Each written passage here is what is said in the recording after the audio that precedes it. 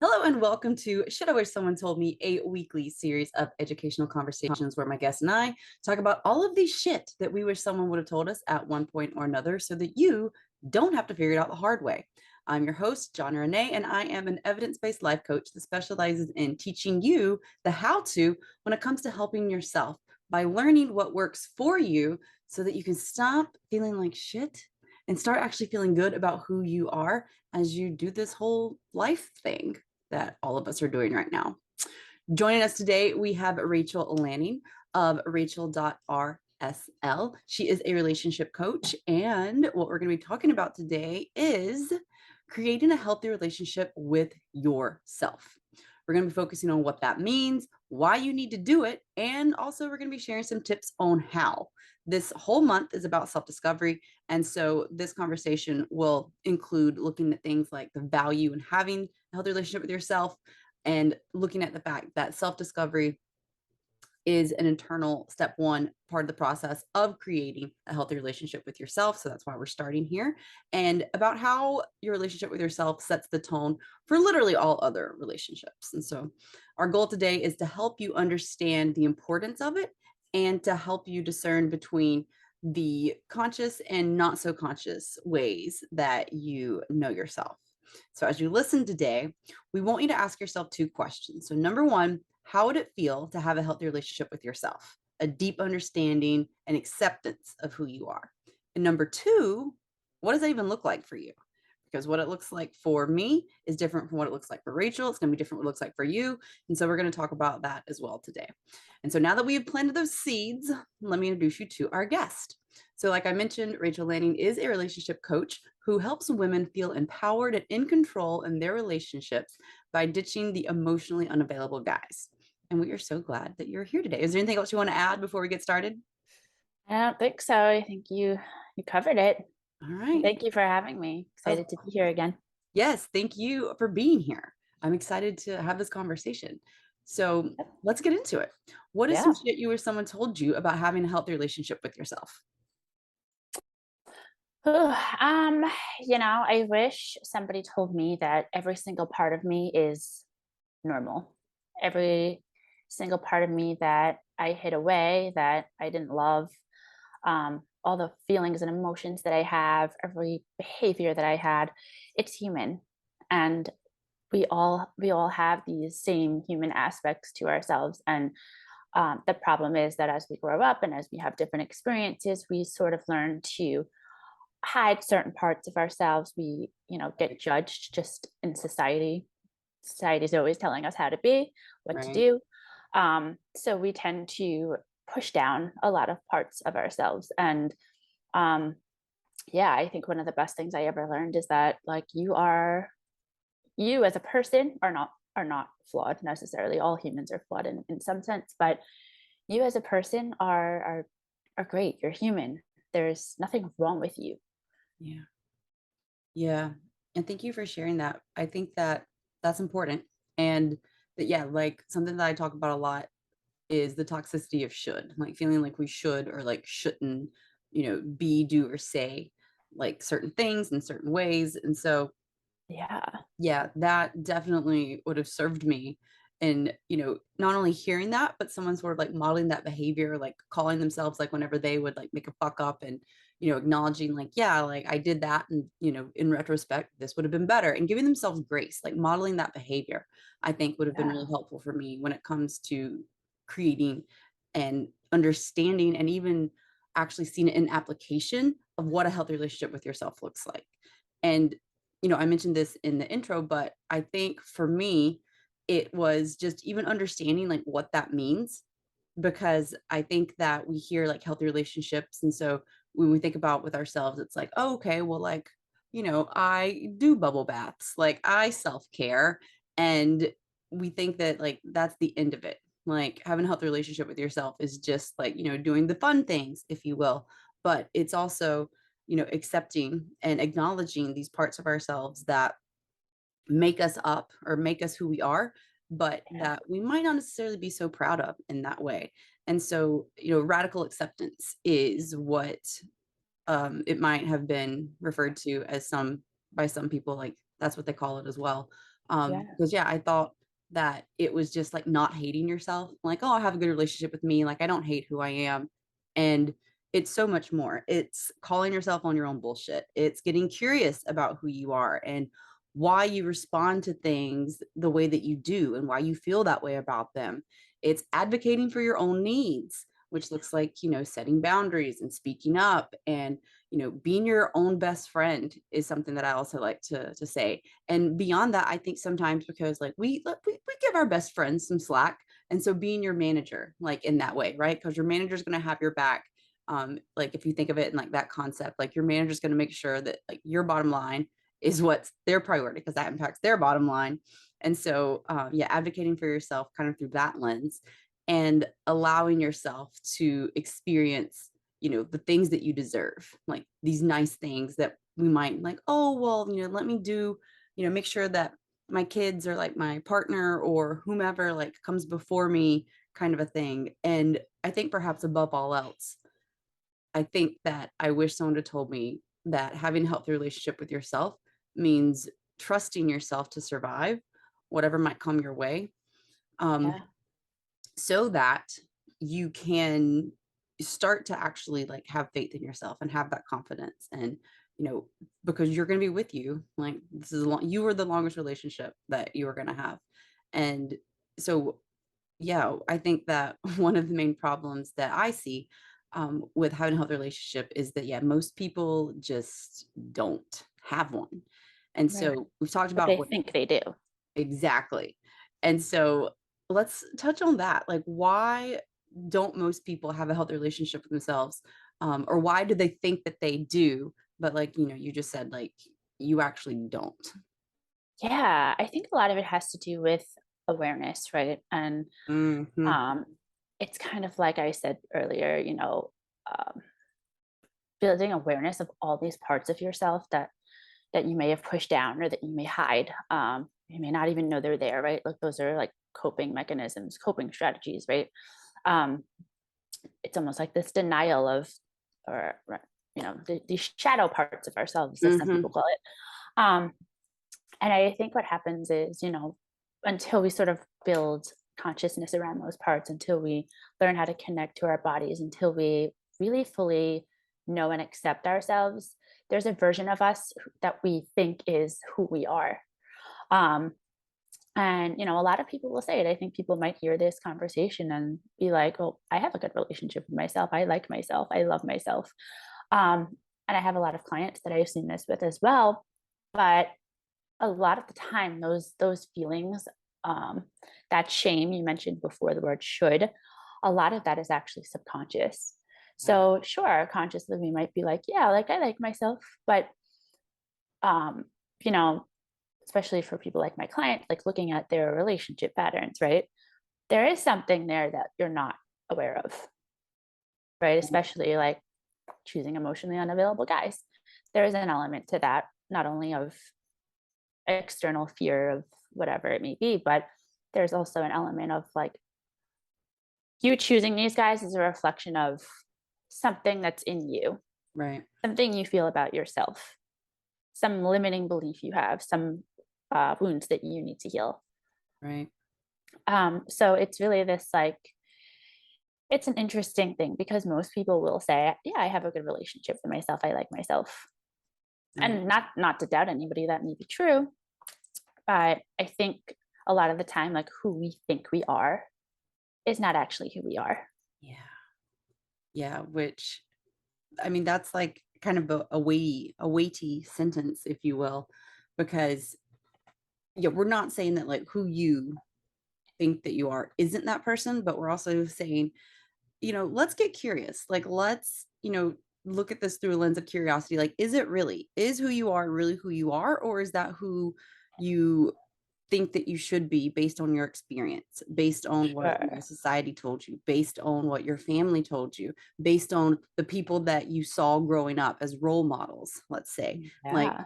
are you, is that like who you truly are? Like, are you happy with that? Like, is that, the person that you want to be? Because beyond the labels, like, is that person, like, who is that person? Like, beyond the labels, beyond the, job titles and brother, sister, whatever. Like, Yeah, who are you beyond that? And yeah, I think that, like you said, like one of the reasons that people don't have a healthy relationship with themselves or relationship at all is because they either are kind of under this like misunderstanding of what they think it is, or because they aren't equipped with the tools that they need in order to really get to know themselves. Because whenever you sure. start to like look at yourself and you see that, like you mentioned, some people refer to it as those like shadow parts of yourself, it can be very uncomfortable. And Sure. so it's something where when you don't have the tools to navigate it, then you just don't want to do it because you might find something that you don't like. And if that happens, then what do you do? Right? Like, Right. then like you looked at it, you opened the wound, but now you don't know how to address it, kind of a thing. And so Yeah. in order to just avoid that altogether, most of us just have this superficial relationship with ourselves. It's very surface level. That's like, yeah, I can, identify some things myself, like you said, or some things about myself. And then, like you mentioned, like I know myself, I love myself, but at the same time, it's like, you know, just I'm not saying that you don't, but also I'm saying like let's like is there more? Could you, know yourself a little bit better? And one of the things that you mentioned, self-acceptance, super important. And also like one of the things that prevents us from that is a denial of emotions. Like Shannon and I had a conversation, episode 65, the acceptable feelings. There are oftentimes feelings that we will allow ourselves to experience and some that we just like won't. So some of those acceptable ones like anger, frustration, annoyance, even sadness. Yeah. Obviously, like happiness, usually, I mean, sometimes we deny ourselves of that as well if we don't feel deserving. That's a whole ass other conversation. But what oftentimes lies underneath are the feelings of like hurt, rejection, abandonment, pain. And so, in order to safeguard ourselves, we often numb ourselves out from those feelings that we don't want to feel. And what research has discovered, Dr. Brene Brown, you cannot numb one emotion without numbing them all. And so whenever you deny yourself really knowing who you are and really feeling what your experience is, then to the degree in which you're numbing yourself from it on one side, you're also denying yourself that on the flip side. So that means that to the degree at which I'm avoiding looking at my fear of abandonment and rejection, I'm also denying myself the ability to experience like joy and happiness to its full capacity. Absolutely. Yeah. Yeah. Because if you're living in that fear, I mean, how can you ever really truly authentically show up in a relationship and then really experience that true joy that's possible for you? Right. And yeah, Availability. you're right. Yeah. And we definitely tend to label certain emotions as bad and certain emotions as good. So Mhm. we tend to like run from feeling things like sadness, anger, frustration, when we're stressed, we try to like, or anxious, we try to get rid of it rather than sitting with it and looking at what that might be saying to us. Right. We try to run from it. But the truth is, there's no good or bad emotions. Emotions just are. Right. There's no label. We assign that label to them, but they're just there. They're actually a map telling us something, right? Um, but I think so many people, like you said, really try to deny or suppress certain emotions that they don't feel comfortable feeling. Right. Um, and to your point, it's really about getting curious about what is this emotion saying to me right now? Right. And if can I look at it, what can I take away from this rather than trying to push it away? It's here for a reason. My body is trying to tell me something. What is it trying to tell me? Right. And yeah, I think so if we take it to like we can feel like certain emotions are like that's why people say like things about them being like heavier. Like certain emotions like do create different chemicals in our bodies that elicit these stress responses. And so, Sure. certain ones are, we want to avoid them because they are physically uncomfortable to us. And so it's something where when we experience those, it's like a disassociation, distraction. Yeah, like we want to numb those out when we don't have the tools to sit in it and to navigate it because it's something where we can we can do ourselves more harm than good when we don't have those tools to effectively, do the excavation, if you will. And so it becomes something where that prevents us from knowing ourselves and who we really are because if we don't have those tools then like we just don't want to do it, and I mean rightfully so. And that can have all of these negative benefits, can really start to spiral. Things like people pleasing, placing your self-worth at the mercy of someone else's discretion, just doing, what you have always done because it seems to be working for you, working in the sense that, like you're surviving, but you're not really thriving.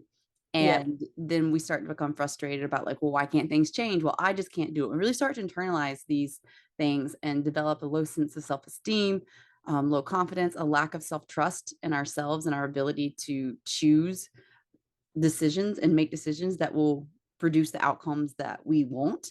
And so, it really spirals. It really spirals out of control. And um, one of the things that you mentioned and like we just touched on is that it prevents us from that deep, authentic connection.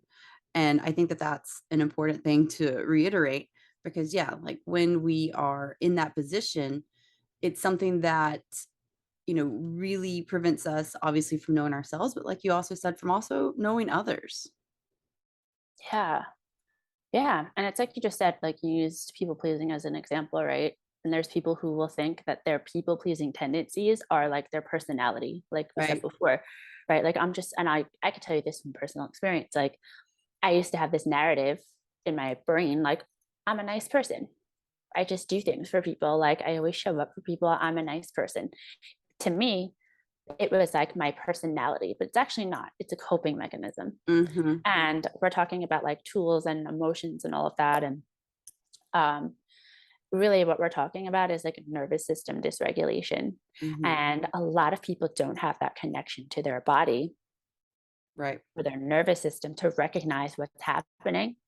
And so what happens is like, they'll feel the emotion and again, like shove it away, push it away. This is bad. I don't want to feel this Right. I don't because like they it. don't have the tools yet to regulate their nervous system. Right. Yeah.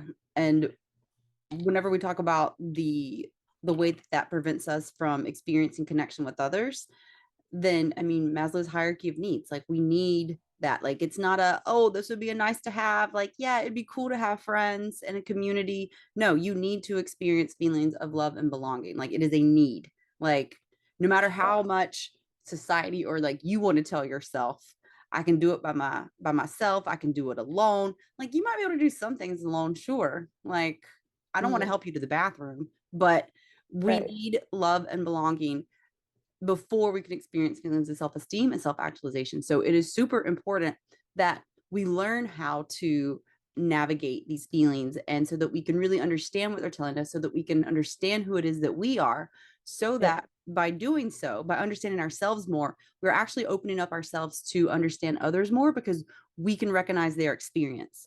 Oh, obviously what you're feeling is different from my personal experience, and at the same time there's similarities that enable me to empathize with what it is that you're going through, and therefore develop that deep authentic connection with others that you mentioned and that we spoke about as being so important. Yeah. And that's what you just gave again is I like the examples because I think it's important for people to like really be able to like connect what we're talking about with real life examples. You just said like somebody who um, has this like lone wolf mentality, like going through Mhm. life alone, right? We can explain that, right? There's likely an element of avoidant attachment in there, right? This idea that like I'm safe, you're not. So I'm going to go through life by myself. I'm super independent. But really, we could probably tie that back to a trauma or a wound that you have. And um, again, that like lone wolf mentality is a coping mechanism. It's Yeah. an adaptation Yep. that you learned to survive. Yep. So yeah, I guess that's the premise of really what we're saying here is like, you know, what you might think is like your super independence and like you take pride in that, which is, yes, it's amazing to be independent, sure. But there might also be something beneath that that's actually preventing you from connecting with people in a real, genuine, true way. Yep. It doesn't have to be that way. Yep. But how can you sort of like dive into that a little deeper and maybe like heal some of what's preventing you from connecting with people, from trusting people, Yeah. from allowing people to help you like regulate co-regulation. um yeah, it's a really interesting thing coming into this like awareness of what our like surface level beliefs about ourselves are. Yeah. I was the lone wolf. I only child, and I grew up, yeah, like pushing other people away. And to your point, for so long, I was like, well, this is just who I am. This is just how I deal with things. And Yeah. hello, personal development and self-help. No, that's because I didn't believe that I could trust people. And so, yeah, somewhere along the way, and I think, I mean, we spoke about this in like previous episodes, but there's a difference between like big T trauma, like little T trauma. So oftentimes we don't acknowledge our experiences as being like traumatic enough because we don't, like, nothing, really severe happened. And at the same time, the things that happen shaped your worldview.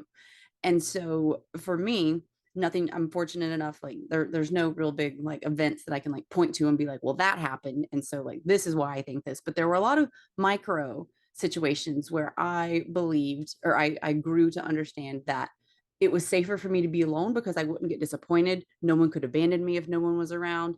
And so Sure. it was a situation that, yeah, like my quote unquote superpower, the way that I developed, like how I just am, so to speak, was someone Yeah. who's just kind of a loner. And when in reality, I was like, oh, well, I push people away because that, controls the variables. There's less variables, like there's less people that have the opportunity to disappoint me. And so with that, I feel safer. So the problem, quote unquote, was actually a solution for me feeling safe at that time. And now that we are bringing this to your awareness, and now that, I know better, I can choose differently. I can do better. And Yeah. so I can make those different choices, and I can actually, take a step back in those moments and say, oh, am I pushing people away right now because I need to be alone? Which, granted, sometimes shit happens and you're like, I need a minute. That is valid. Like, Of same, course. like all of us. And that's not just my past little T trauma. Sometimes like you just need a minute to collect your thoughts. But after that, are you continuing to push people away? Are you continuing to be like, no, I'm good? Are you trying to put up this front that says that like you don't need anyone? And this is all part of learning more about who you are. Because like if you would have told me that like 10 years ago, I would have been like, no, I don't push people away. Like, you're wrong. You don't know me. No. Right. However, this is some shit that I wish someone would have told me anyway, so that that seed could have been planted. So that as I, experience that in the future, I wasn't just thinking, well, this is how I am, this is what I do.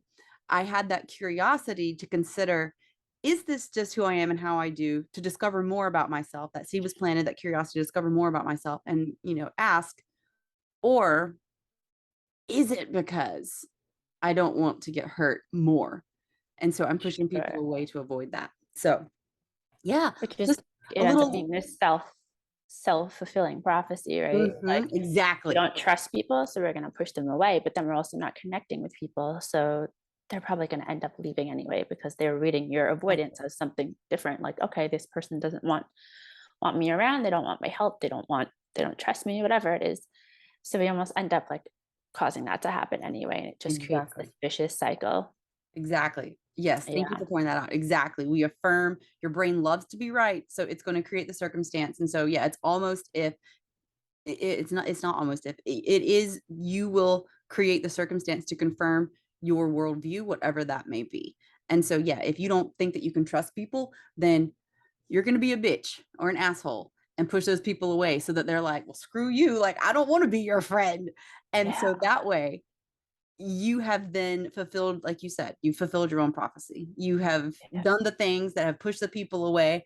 And this is what I say a lot of times when I'm like, most friends and family that you might reach out to, honestly, not to bash them, but don't have the tools to know this shit. This is the shit that no one told them. So they don't recognize, oh, you could actually be doing this because this is your response to your worldview based on a bunch of little traumas that you experienced, or maybe big traumas that you experienced. But Right. yeah, most people don't know that, which is why we're here telling you this shit right now. And relating that back to, it's all just R&D. It's all just, a process of discovering more about yourself. Because like I said, if you would have told me this back in the past, I wouldn't have believed you. But now Yeah. here we I are. was And gonna we say, are. even if somebody did have the tools to tell you, you may not have listened anyway. Yeah.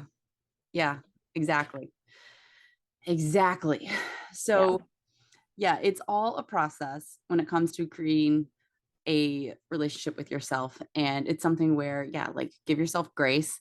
And I think that we've touched on, what we mean when we talk about creating a relationship with yourself and like why it is so important. And some ways that it can show up that you may think you know yourself, like this is just the way I am, versus like, oh, but is it really kind of a Yeah. thing? And so, um, you know, let's talk about now how to actually start to create a healthy relationship with yourself, or maybe a relationship, just period. If you're listening to this and you're like, oh shit, maybe I don't know who I am. So, what would you say are Yeah. some steps for people to help them on that journey? So the one thing that comes to mind right away is we're kind of talking a lot of like about some deeper things here, right? And some deeper work, which is always awesome, always encourage that. But something that I do with a lot of my clients is, especially when we first start working together, I tell them to just notice. Mhm. Mhm. Just notice throughout your day, like start to build this mindfulness around the thoughts you have, the the inner voice you have, what it says to you, how it speaks about you. Just notice it.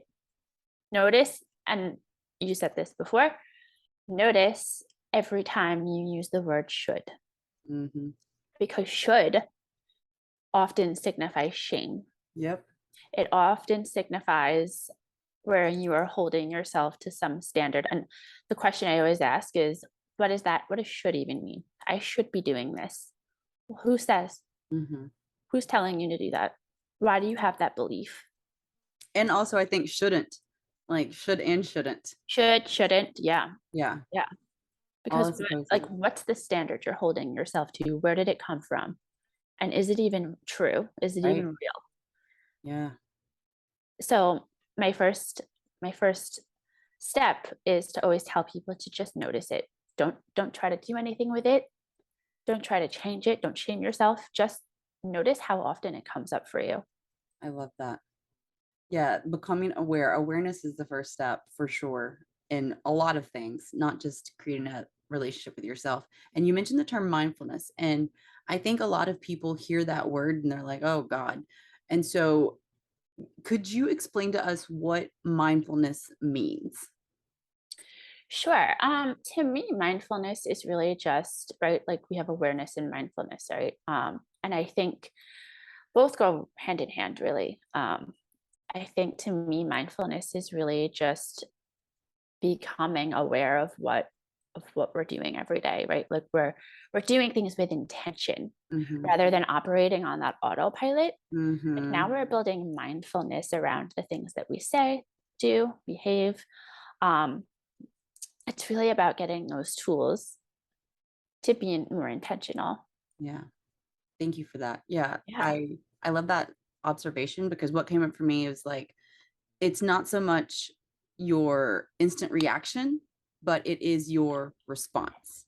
And so it's taking that step back to not just, react and say something, but mindful simply means, yeah, to take that pause to like respond, to do it with intention, and to have that awareness, right? And so I think that that's something that we hear it a lot. Like I know like this is not the first time you've heard the word mindful.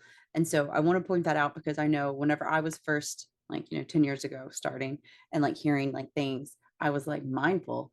What? Like does that mean like sitting on a pillow like with some incense like Yeah. meditating like that? And so yeah, I just wanted to make sure that we provided and offered that consideration for you so that you can start to look at it from that point of view. Not saying that you don't already, but so that you can, yeah, have that as you start to, or as you continue forward on your journey of self help and personal development. And I love that as the first step. As we've talked about, as we're talking about this whole month, self discovery, I feel is, you know, what we can actually even like put that awareness under if we want to like blanket it in that way, because that again, I mentioned it before, like curiosity. So like not just doing the thing because you've always done it, but taking that step back, like you said, to become mindful and to be aware of like, hmm, am I doing this because this is who I am? Or is it because there's some other reason? Like, what else could be Sure. happening here? And so I Yeah. think that that's like another important step that people can take as they are looking to create a healthy relationship with Yeah. themselves. I also think it's the having the ability to observe yourself. Mhm. Like I said, right? It's like observing that inner voice. How Right. often you say should, observing almost like what is your ego and what is your like authentic higher self, whatever term you want to use for it. Right. And observing which thoughts are coming from that protective layer, that ego, which behaviors are coming from that ego.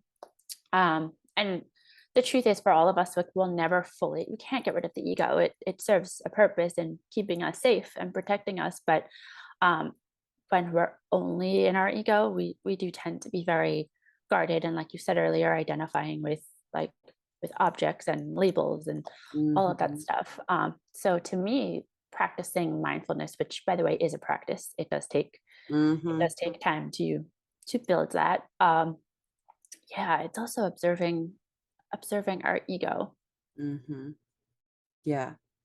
And within that, I think that I think we touched on this earlier as well, but like trusting yourself.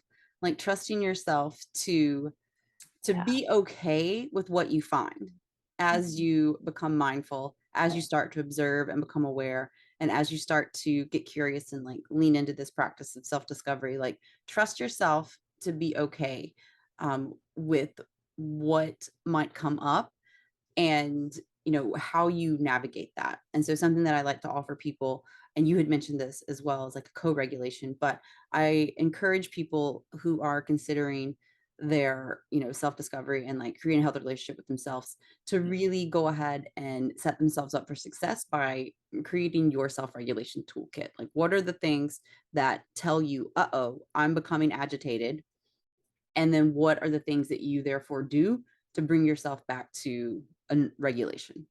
And so Yeah. I think that that's important as well for anyone who is going to be doing any type of self-help, personal development work, particularly when we're looking at this aspect of self-discovery. Yes. And I want to make a really important note here. The goal is not to become some like, perfect Zen inhuman being, right? Because Right. that's not realistic. But again, that goal is self-acceptance. So it's not this idea that like we're going to do this work on ourselves and be perfect, whatever that may mean. We're going to be able to like feel balanced and like have all these emotions and not feel dysregulated anymore. Like that's not the goal. Because again, as I said in the beginning, all of that stuff is very human. Hmm. But Yeah. it's more about building the tools to be able to sit with that stuff, Yeah. accept that stuff, Yeah. embody all of that stuff, because all of that is you. Yeah. Yeah, healing, and I love that important note. Yeah, healing isn't becoming this, superior version of yourself, but it's loving the parts of yourself that you haven't accepted. It's like loving those imperfect parts. And so like Yeah. that's where we do the work because we've all got things that we, feel some kind of way about that we like wish hadn't happened, that we wish were different. And so it's not about fixing, quote unquote, those things, but it is about, like you said, accepting and learning how to move forward, knowing that those things are a part of what makes us who we are. They're not, the identifying, like, there is no one sole thing that's like, this defines who you are. There's a bunch of things that go into making you who you are. And oftentimes, and all times, excuse me, you're backtrack, erase that. Not oftentimes, all times, it is something where there is some shit that we are not proud of, that we, don't necessarily want to like shout from the rooftops, that is a part of what makes us who we are. And so, yeah, I think that that's an important part as well, um, that you mentioned. So, yeah, thank you for doing that. Yeah. One of the other things that I want to mention is getting support. Getting support, whether that be a coach or a therapist, or even reaching out to your friends and family, someone that you really trust, um, because there is so much that can be gained from these relationships that we have with others that will support Sure. you in your relationship with yourself. And that can look like, people telling you how they learn more about who they are. That can look like, Rachel, you mentioned this, the people that hold the mirror up to us so that we can like see parts of ourselves that we Yeah. just don't see because there's no one that is triggering that within us whether that be something that we're like, oh, that's inspiring. Like, okay, so whenever you see someone, what I mean by this is whenever you see someone who you're like, oh, I wish I had that, that's because they're mirroring back to you something that exists within you so that you can either, do something about it or just, put yourself in a state of suffering. Like, I don't have that. I'm not that. Like, why not me? Kind of a thing. But whenever Yeah. you recognize something within someone else, whenever they mirror that back to you, is what we're talking about in that sense. It's because it exists within you. And so it's the opportunity then that you have to decide what you want to do about it. Because if you didn't recognize it, then you wouldn't feel anything. Like there would be nothing making you feel Yeah. one way or the other. It would be like just staring at a wall. And so, Sure. yeah, whenever The we're word that comes to mind for me with that is jealousy. mm-hmm, And I've spoken about this before with clients and for myself. Like, again, we think jealousy is like this bad thing. And of course, it can be if we use it the wrong way. But jealousy is actually, like you just said perfectly, like showing us something that someone else has or something they embody that we fully want for ourselves and can have. right, Right. And it goes back to this idea that our feelings, our emotions, the things that we experience are trying to tell us something. right, And it's about getting curious about what that's trying to tell us rather than like forget about the label, like, oh, it's bad to feel jealous. Like I feel ashamed because I feel jealous. right, What is the jealousy telling you? right, And what is it showing you is possible for yourself? So if right, it wasn't possible for you, you wouldn't feel that jealousy. right. About leveraging these experiences and these awarenesses for your evolution. There was I believe it was Cardi B, who was like, don't be a why not her and why not me type of bitch. Be a, well, if she can do it, I can do it too type of a bitch. And so Yeah, I was like, absolutely. that I feel is what you exactly were saying. Like, yeah, like, instead of looking at someone and being like jealous, look at someone and see, oh, let me be inspired instead. Like, what is that telling me? Like, what can I do? And also from the flip side, maybe you see something and, a lot of times I'm from the South. And so, whenever people see other women in my upbringing, they would kind of bash them. And so with that, like, what is that saying about you? Are you really against like what they're wearing or how they look? Or is it that you have your own insecurity there because you are jealous that they have the confidence to wear that and to say those things or whatever the case may be? And so, yeah, that just takes us back to an exemplification of what we're talking about, that curiosity, that awareness, that mindfulness, like all these things that we have offered today to help you really start to create a healthy relationship with yourself and get to know like who you are on a deeper level. Sure. Yeah. And going back to, getting support, I Mhm. think these are the types of things that, and I want to add getting the right support Mhm. because sometimes we can love people in our lives, but they Mhm. don't give Mhm. good advice. It's true. So to me, it's really important to get the right support, even professionally. If there's somebody Mhm. who you don't feel like you're vibing with, you don't like what they're saying, like that's completely okay. You're allowed to feel that way. You're allowed to, switch gears, get the right support for yourself, someone that feels safe. Um, but I think as coaches, we can both agree that, holding people to a certain level of accountability and sometimes telling them things they may not want to hear, Mhm. that's where the healing comes from, right? And it's not to invalidate you or make you feel bad, but it again is holding up that mirror for you into a world that you're not able to see on your own, Right. but maybe we can see from the outside. Right. And we can mirror that to you so that you can transmute that and do something about it. Right.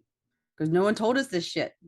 That's Right. why we're here to tell it to you and share Exactly. the knowledge that we were someone who told us. Exactly. So we've dove into what it means to have a healthy relationship with yourself, why it's so important, and how to actually do it. And at the beginning of this conversation, we asked you to think about how it would feel to have a healthy relationship with yourself and to consider what that looks like. So I hope that we were able to not only plant that seed, but, give it some water, put some sun on it for a minute and start to, get it germinating and really help you get some clarity on that today.